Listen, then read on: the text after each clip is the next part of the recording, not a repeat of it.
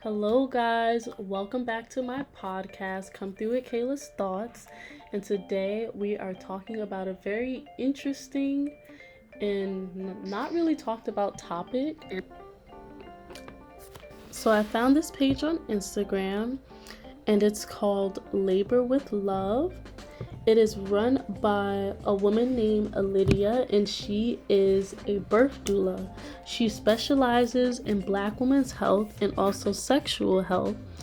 And basically, her motto is empowerment through education. This is a very informative and wonderful page that I've come across.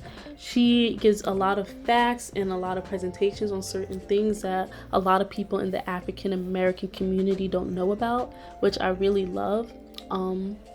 And so I'm just here today to talk about sexual health and basically how, in the African community, that information is being deprived and, being hidden away.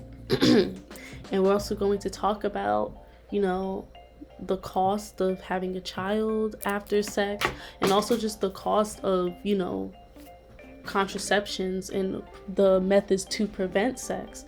And I also have a special guest with me. I have my friend Rihanna Ferguson.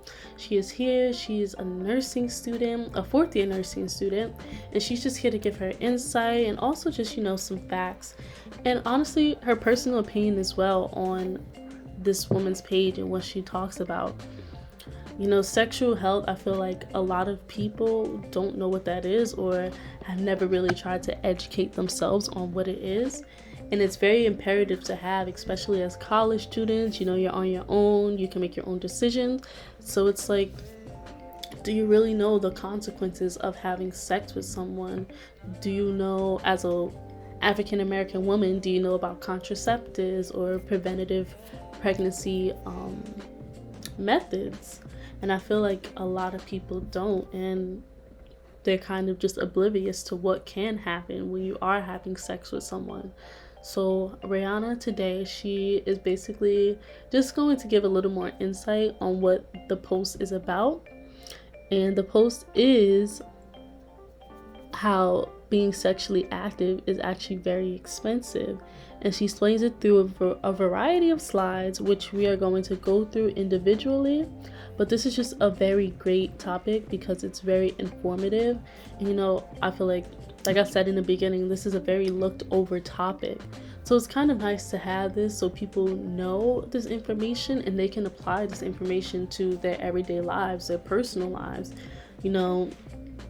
Being sexually active, it's a very in the moment type thing. People don't realize that there can be consequences to that. There can be negative consequences, positive consequences, but there also, these consequences are very costly and they cost a lot of money. And one of the biggest consequences, honestly, of having sex is a child, having a baby. And if we're college students, it's very unlikely that we can afford to have a child while getting our degrees.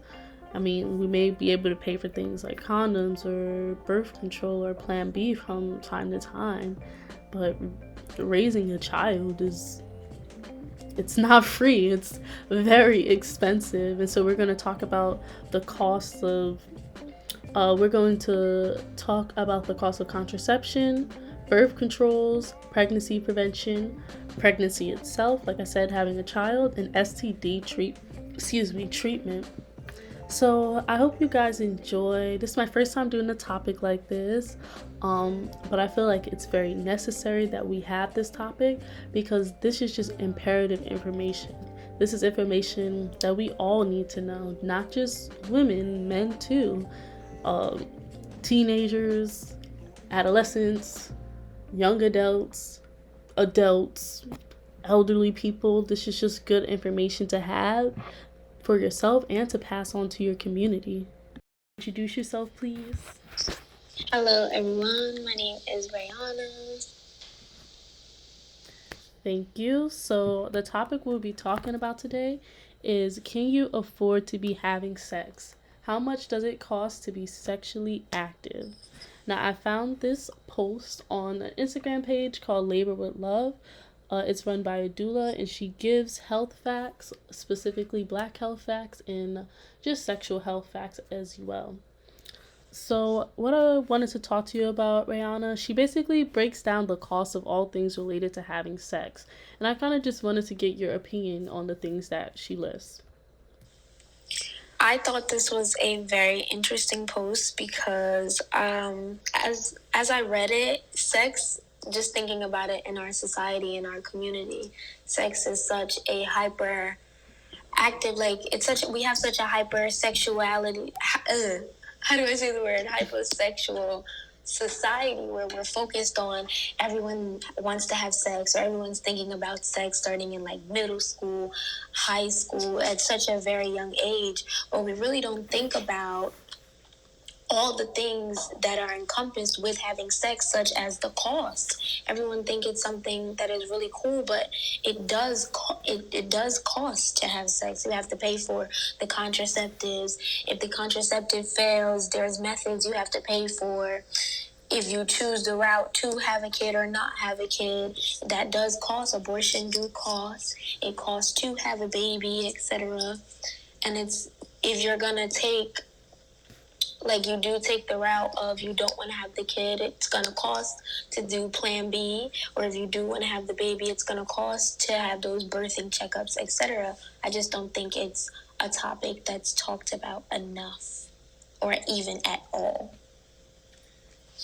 You were completely right. I feel like, I don't know, it's mentioned, but it's not actually talked about in depthly, which definitely needs to change. And I guess, like, my first question for you is, as a nursing student, do you feel your view towards sex has changed? Yes, entirely, because nursing, I honestly personally feel like nursing knowledge should be common knowledge. I'm such a big advocate for that. I've learned so much about my body, the human body, the male body, the female body, just how things are supposed to be, look, feel, etc., and just how much of that the common general public doesn't know. And that's such like a danger in sex. Like, some people have sex and they don't really understand what sex really is, or what they want out of sex, what's the purpose of having sex, other than just everybody else is doing it. You know what I mean? Yeah, exactly. And she does break it down to what actually costs after you have sex. So we have contraceptives, birth control, pregnancy prevention, pregnancy, and STD treatment. So I was thinking we could just go in order. So contraception, there's condoms, cervical cup, birth control sponge, and spermicide. Honestly, I didn't even know there were so many different types of contraception. Honestly, just the first one. I don't even know what a birth control sponge is, honestly. No. Sorry. That's 100% fine. You know what? We, as a nursing class, that was one of the first things that we learned as well. Different types of contraceptives. We had to make a PowerPoint, I made a Prezi on different types of STDs and contraceptives because of how much knowledge we did not have on the topic. For condoms are mostly what everyone thinks about. There's actually a differentiation. There is female condoms and male condoms. Did you know that? I actually did know that. Oh, look at you. A lot of people don't. Bless you. A lot of people don't know that female condoms are made extra soft and thin. Some are with latex and without. It's to prevent any damage to your womb. Oh, wow. Look at that. So I know. So some people, even though like male condoms may feel a little better because they're more rigid and like are meant to gyrate against the man, it might not be as comfortable for your vagina's insides. Well, look at that. Right there. So I guess our next question for you is, like, coming into Monmouth as a freshman, did you feel like embarrassed or inadequate that you didn't know all this information on sexual health as you do now? Yeah, I kind of felt like when I first came here as a freshman, everybody was talking about sex, everybody was having sex. It kind of felt, even though I was in a relationship, I still felt pressured to be having sex all the time just because everybody else was doing it, if that makes sense. Oh, that makes perfect sense. Peer pressure is a severe thing, and people think peer pressure only happens in like middle school and high school, but no, it happens in college too. You're being influenced by the people around you. It's true. So let's talk about birth control because she does list this as, something that you have to pay for after sex. So, with your nursing knowledge, what have you learned about birth control? I have learned that there are a plethora of options that range from, like, you have the birth control implant and the IUD, which range from like the 99% effective, and those can last anywhere from up to 3 to 12 years. You have like birth control shots. Those you go back and you get like every 3 months. Those are 94% effective, and even down to the lowest, which is like withdrawal, which is 78% effective. I know I memorized these percentages over like the years. Just like I said, like nursing presentations, you're kind of doing it like off your head. But I know like withdrawal is 78 if the percentages hasn't changed, and that one is used every time. I think one of the most interesting forms of birth control that I learned about personally was, I want to say it's between spermicide, which they're coming out with a new version of it. Is now, I think it's called FlexiGel, which is the non-hormonal version of spermicide, which is like you get a tube, it's shaped like a tampon. And instead of it being filled with a cotton tampon that we're normally used to, it's filled with this kind of gooey liquid, and you're supposed to insert it like a tampon. And the same way you would push on that lever, you would push the spermicide up there. You would do the business or whatever, and the spermicide is supposed to absorb the sperm, and you let it drain out, and that prevents like the sperm from swimming any further in your vaginal canal. And I thought that was very interesting because I'm like, wow, you kind of put like a bunch of blockage up there. No, that's very interesting. It's like kind of like building a wall. Like Yeah. that's very interesting. See, Right. knowing this information, it makes you think about being a nursing student, but then like what you have to go through to learn the information, it could be a little on the stressful side. But I'm glad I have you here to tell me all this stuff. Oh my goodness, it definitely can be on the stressful side. I mean, I'm intrigued definitely, but I'm thinking like could I really like sit in a classroom and try to, gather all this information in my head? So her next slide, she talks about pregnancy prevention. She includes pregnancy tests, Plan B pill, abortion pill, and then abortion surgical procedure. Would you kind of like to give your insight on those pregnancy prevention techniques? um you know what, I'm reading over it too. She talked about the pregnancy test, which we all kind of know. You just buy a stick and pee on it. Some can read time, and some can read by lines, like the colored dots to tell you pregnant or not pregnant. And some are now so advanced where they can tell you within a minute, and they tell you by words.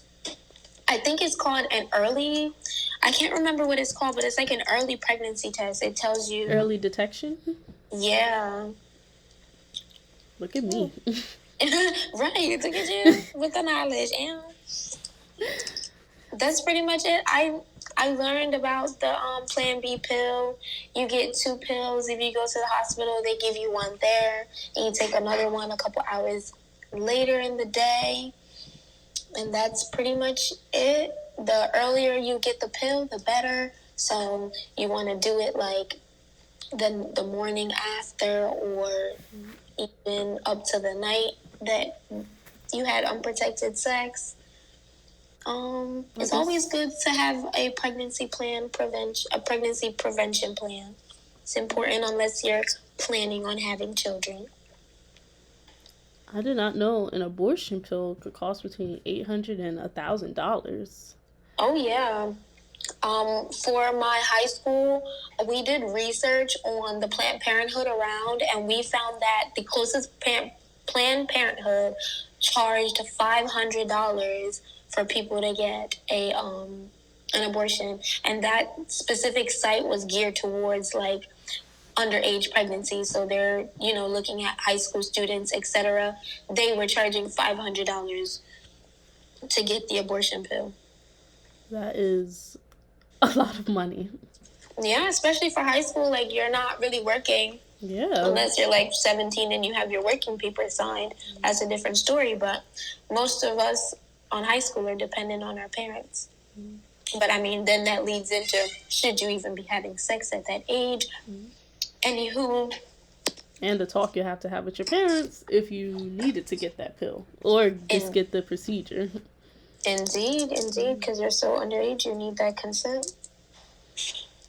So her next slide is about pregnancy, and the average cost to have a baby is around $10,800, and the average cost to raise a child is over $200,000.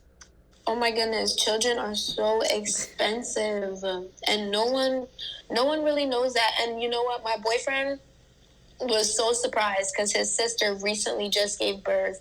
Her baby turns 1 on November 19th. So when she first got pregnant and everything, everyone was very excited, and she gave birth, and she came home with a bunch of papers. So of course Macho's asked, that's my boyfriend, he's asking what's all these numbers, etc. And he found out that without insurance, she had to pay $7,000 just to give birth.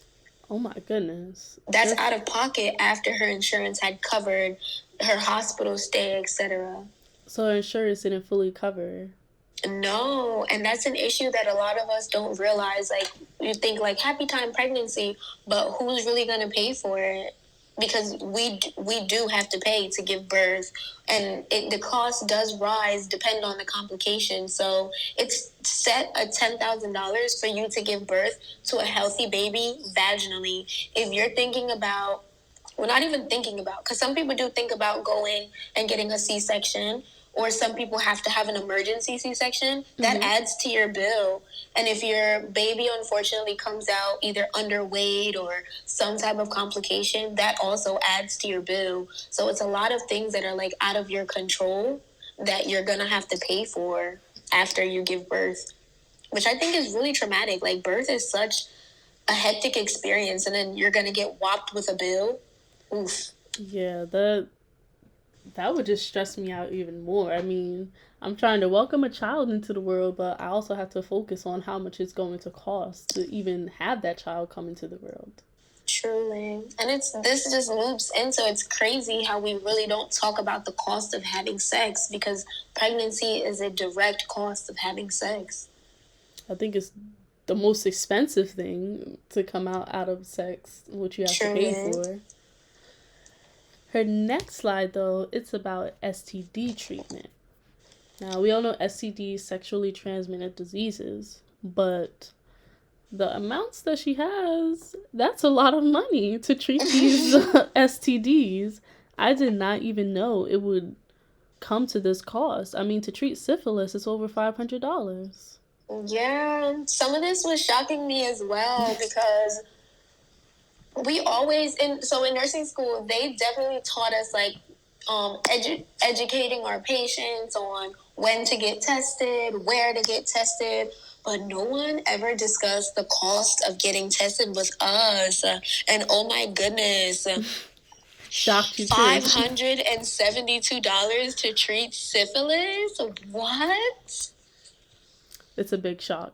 Goodness. I hope people are just being preventative and getting tested, as we're supposed to, as we change our active partners every 3 months. Let's be going to get checked out, I hope.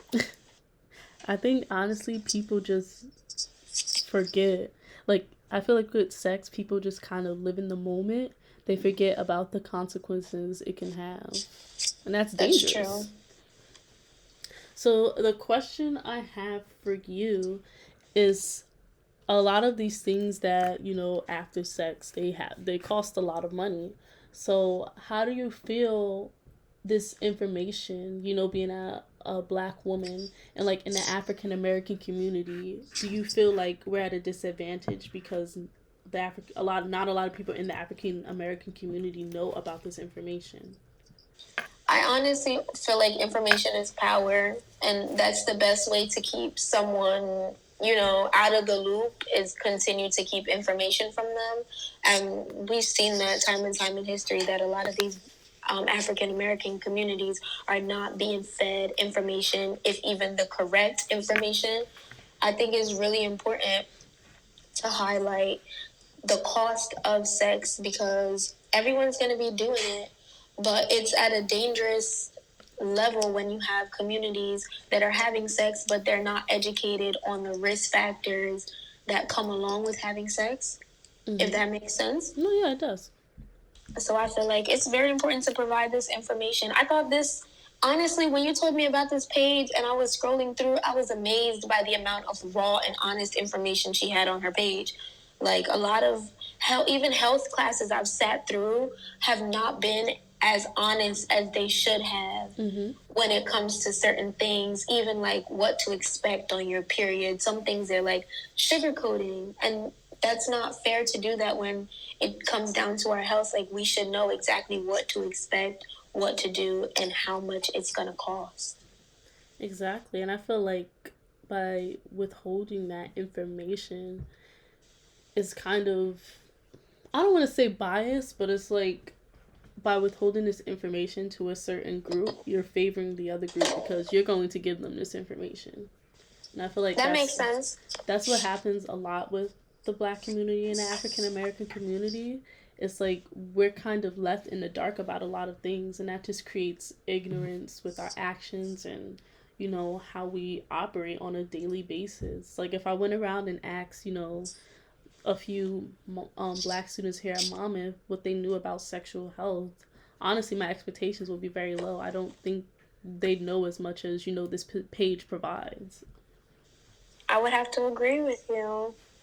Because before I even came to Monmouth, honestly, most of this information was like basic knowledge. I knew surface level about most of the topics. Scrolling through here, I couldn't tell you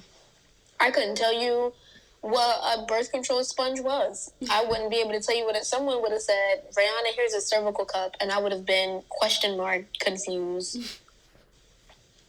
I would have been double question mark and triple confused because truly I've never even heard of the term. See, like it's just, and I don't know, knowledge is power. So of course, when you limit it, that automatically puts that community at a disadvantage. Preach. So my next question for you is, as a nursing student, do you feel like it is our responsibility as individuals to educate ourselves? Or do you feel like some outside source should educate us, like the government or like, teaching in classrooms?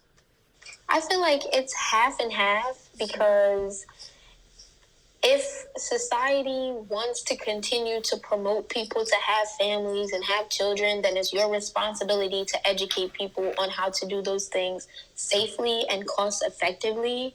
So in that, they would have to provide information. But then I also think it's each individual's responsibility for yourself, just looking out for your own health, to research these topics. Like if you're having sex, you should be researching sex. If you're thinking about having sex, you should be researching just to ensure that you're going to be safe. But also the community or society should provide that information so it's readily accessible to you. And do you think that this information should just be accessible, to everyone at once? Or should it kind of like, we start off with more disadvantaged people who really don't know the knowledge and then work our way up to people who somewhat know the knowledge?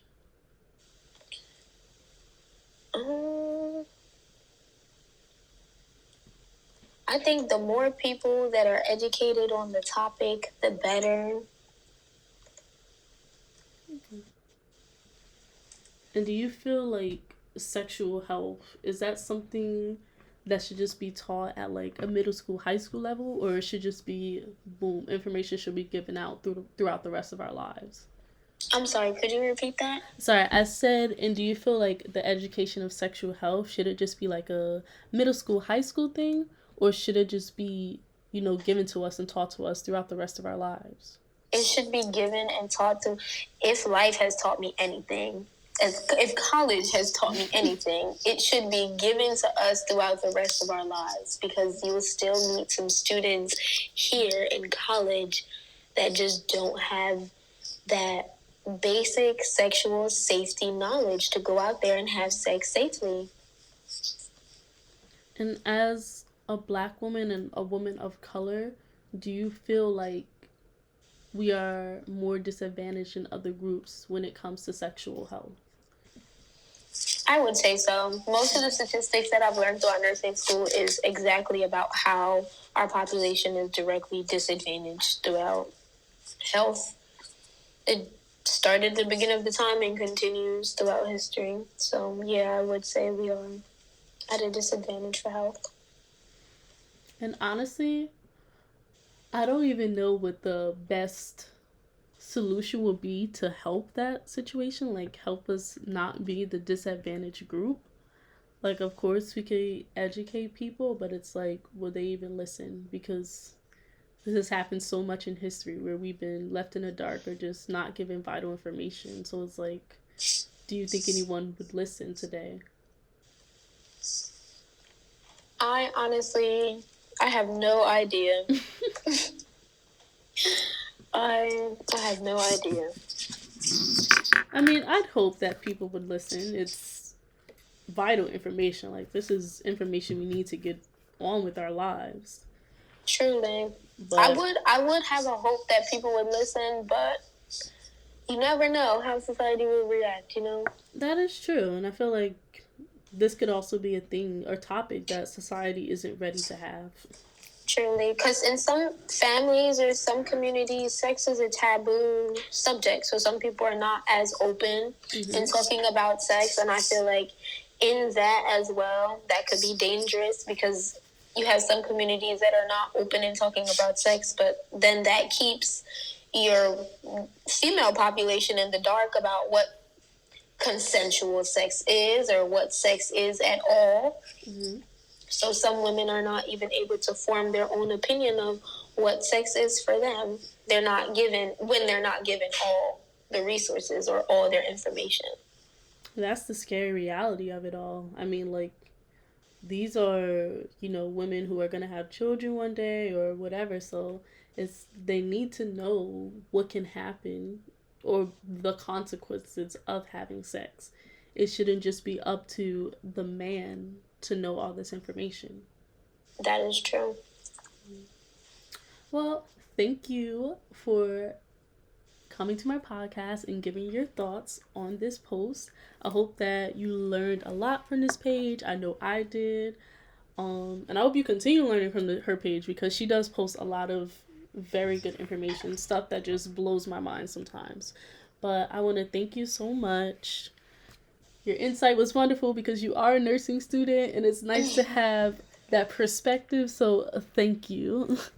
Thank you so much for having me, and thank you so much for exposing me to this page. It truly has been wonderful. I will definitely keep up to date with her content. She's amazing. But thank you so much. Of course. Well, guys, that's a wrap to my podcast episode. I hope you enjoyed it. This is a very informative topic, and I hope that you guys enjoyed. The next episode, we're going to switch it up a little bit. We will be talking about information that pertains to the LGBTQ community. So stay tuned, and I hope you enjoyed this episode. Thanks.